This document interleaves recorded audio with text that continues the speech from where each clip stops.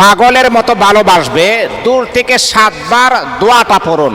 এটা 100% একটা পরীক্ষিত আমল।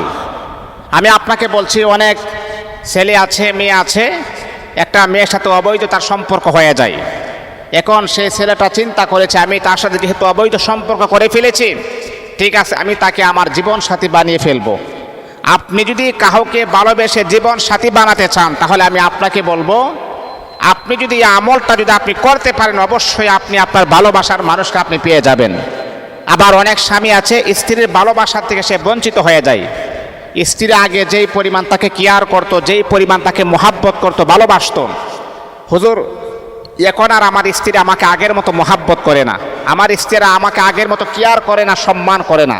আবার অনেক স্ত্রীর অভিযোগ আছে এমন, হুজুর আমার স্বামী বিবাহ হওয়ার 6 মাস আমাদের সংসার আলহামদুলিল্লাহ খুব ভালো চলছিল, আমাকে সে মোহাব্বত করেছে, আমাকে সে কেয়ার করেছে, যত দিন যাচ্ছে হুজুর আমি বুঝতে পারি নাই আমার স্বামী এখন আর আমাকে আগের মতো মোহাব্বত করে না, আগের মতো কেয়ার করে না, আগের মতো সম্মান করে না, আগের মতো আর ভালোবাসাটা আমি পাই না।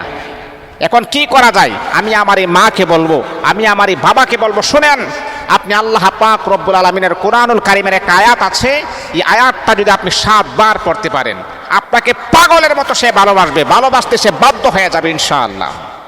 এখন এই আয়াতটা কিভাবে আপনি পড়বেন? প্রথমে আপনি উযু করে নেবেন, পবিত্রতা অর্জন করবেন। দ্বিতীয় নাম্বার হচ্ছে, যেই কোনো আমল যখন আপনারা করবেন, মনে রাখতে হবে 5 ওয়াক্ত নামাজ কিন্তু পড়তে হবে। আমরা অনেকেই আছি যে হুজুর আমি তো নামাজ পড়ি না, আমল তো করি না, না হবে না।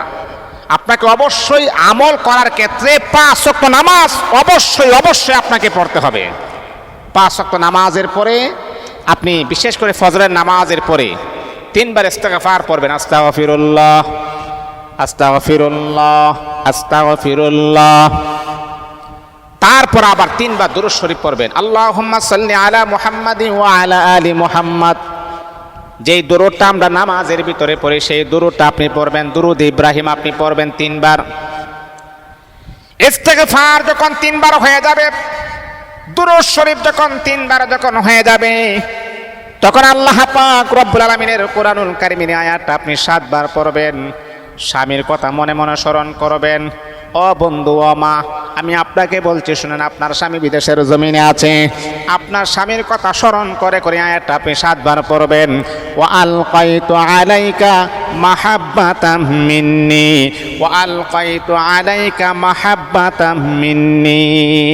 ছোট্ট একটা আয়াত 7 বার পরে আবারও দুরূদ শরীফ 3 বার পরে আল্লাহ পাকের কাছে দোয়া করবেন, আল্লাহ আমার স্বামী এখন আর আমাকে আগের মতো ভালোবাসে না, আমার স্বামীর অন্তরে আমার ভালোবাসা তুমি জাহির করে দাও, আমার স্বামীর অন্তরে আমার মোহাব্বত পয়দা করে দাও, যাতে করে সে আমাকে আগের মতো ভালোবাসে। আল্লাহ পাকের কাছে কোনো জিনিসের অভাব নাই। এইভাবে আপনি চাইবেন, অবশ্যই আপনার হারানো ভালোবাসা আপনি ফিরে পাবেন ইনশাআল্লাহ। এটা বৈধ আমল, স্বামী আর স্ত্রী করবেন। সন্তান আপনাকে আগের মতো ভালোবাসে না, মা যারা আছে আমলটা করতে পারেন। স্ত্রী আপনাকে আগের মতো ভালোবাসে না, স্বামী যারা আছে আমলটা করতে পারেন। একে অপরকে আকৃষ্ট করার জন্য এর চাইতে বেটার আমল আর কোনো কিছুই নাই। এটা পড়বেন, ইনশাআল্লাহ ভালোবাসা পেয়ে যাবেন।